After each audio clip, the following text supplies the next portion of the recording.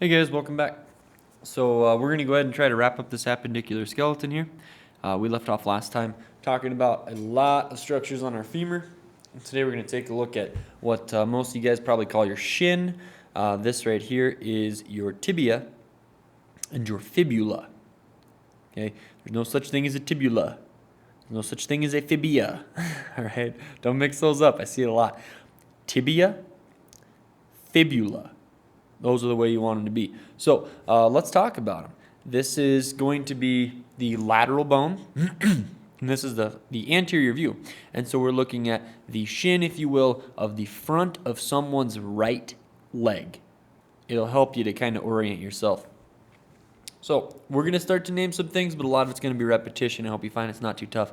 This guy right here, where it articulates with the femur, is called the medial condyle. Not that terribly new, right? This guy right here towards the outside, where it articulates with our femur, is called the lateral condyle. So that's nice. Down here for C, that's called the tibial tuberosity. Okay, it is the attachment of the ligament that holds your patella on. And if you or one of your classmates has had like Osgood slaughters as a kid, they'll have this really big bony ridge right here. That's their tibial tuberosity, and that's kind of cool. Medial malleolus. Do you remember how our styloid processes framed in our wrist with our radius and our ulna? They just had these little bony projections that framed in the bones of the wrist. We do the same thing with our legs, framing in our ankles, but we don't call them styloid processes, we call them malleolus. So if it's on the tibia, which is the medial most bone, that guy right there is the medial malleolus. E, I don't think is on your terms to know list, but it might be a fun extra credit question because I love the way this word sounds.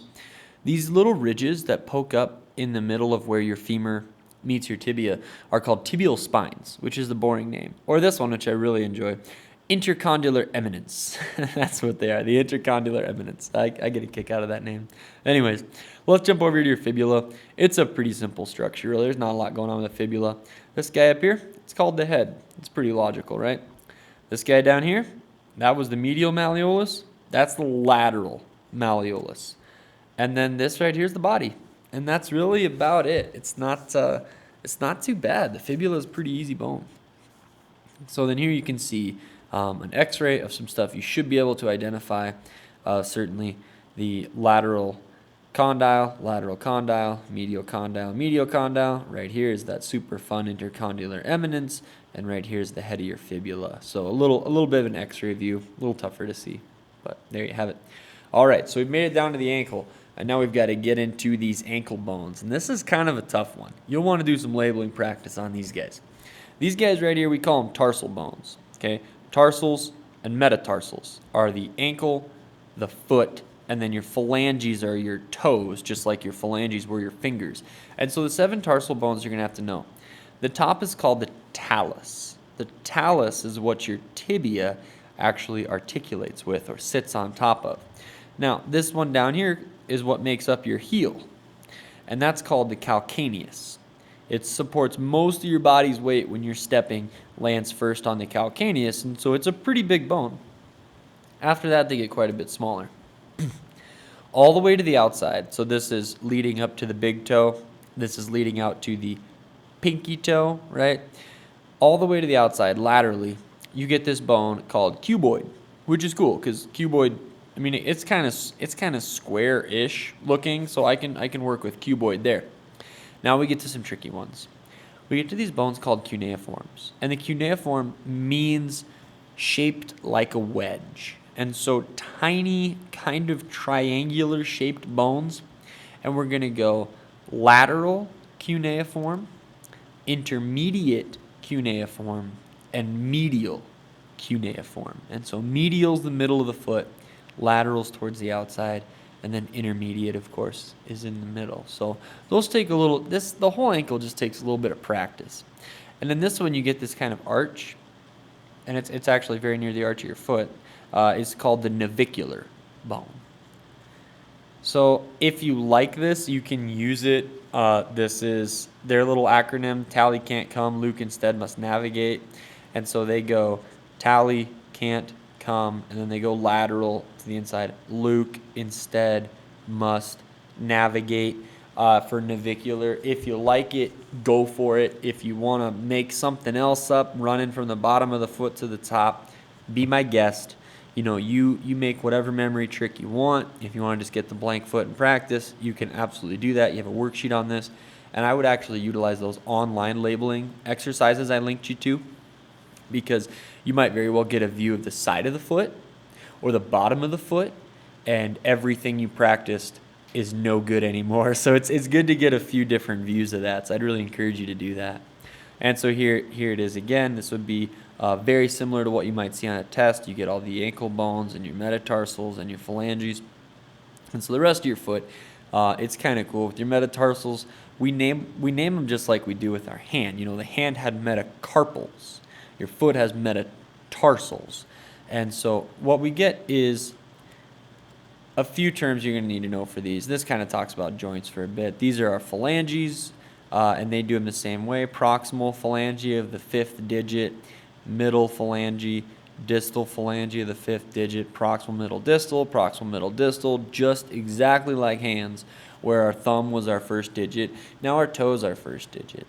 And just like our thumb, with our hands, that big toe only has 2 bones. The proximal phalanx, there we go, and the distal phalanx, and that's it for those. And so the rest of them have 3, just like our fingers do. And the cool thing about these is you name these metatarsals just like we named our metacarpals. What would be your pinky, but it's really your little toe, is your 5th metatarsal, 4th metatarsal, 3rd metatarsal, 2nd metatarsal, 1st metatarsal. I don't really know why, but we give the big toe its own name. We call it the hallux. All right. A few of these are sesamoid bones. They're completely wrapped in cartilage. And there are a few different joints for where we hook tarsals to metatarsals and metatarsals to phalanges. These are not on your terms to know list. So don't lose any sleep over those, please. Just know the hallux is the big toe. And if I give you a test and I point at this bone right here without any of these letters, you could count it. Well, that's the big toe, 1, 2, 3, 3rd metatarsal. Or if I pointed to this bone right here, you could say it's the 4th phalanx, or the medial, rather, the middle phalanx of the 4th toe, or the 4th digit. And I would know where you are. And so that's another good one to practice there. And so here's some review.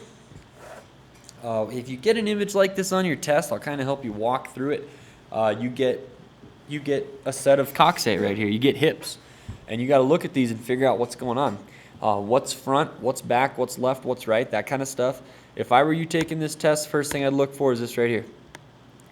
Remember what that's called? That's called the acetabulum. And I know my femur hooks into that, so this is lateral. This is the outside of that hip, and this is medial, or the inside of that hip. And once I know this is lateral, then I know that this is front. This is that little pubis bone right here. And so then you should pretty much be able to orient yourself from there. Some stuff you ought to know. Pubis, the ischium, the ilium, the iliac crest, the ASIS, anterior superior iliac spine, and then of course the, sorry, I'm just forgot what that was called. I want to say foramen magnum because it's a big hole, but that's in your skull. That's called the obturator foramen. Here we go. All right, sorry about that. It's called the obturator foramen, that big old hole right there in the hips. And so take your time to kind of orient yourself with if it's a left hip or a right hip, which way is front and back, and that'll make it a little bit easier. And we should probably throw this on there too. The ischial tuberosity. There we go. All right. So those are some of the terms you need to know for the hips, and that's kind of how I'd orient myself there. Again, these same diagrams, stuff that you'd see on a test. Take a minute and figure out if it's which one's the anterior view, which one's the posterior view, and then you can go about labeling them from there. And then here's another example. We have female and male pelvic girdles. both anterior facing. And then the foot, like I had mentioned, you might get that side view where now talus, what was just this weird little rectangle, now you can see that talus is actually a pretty big arch right here that comes underneath of that tibia. And you can see that calcaneus is actually quite a bit longer and makes a lot of that arch of your foot, as opposed to the view down where it just looks like this little, rectangle hanging off the back of the bone. So it's good to take your time and learn, well, what are these from the medial view, compared to just the view above. That'll be really helpful. And so we're going to stop there. We'll go through joints next time, and I think that'll pretty likely be our last lecture. So take some time, go over those worksheets and review what we've studied, and hopefully you'll be a little quicker to recall some of these terms than I was there a minute ago. So thanks for your time.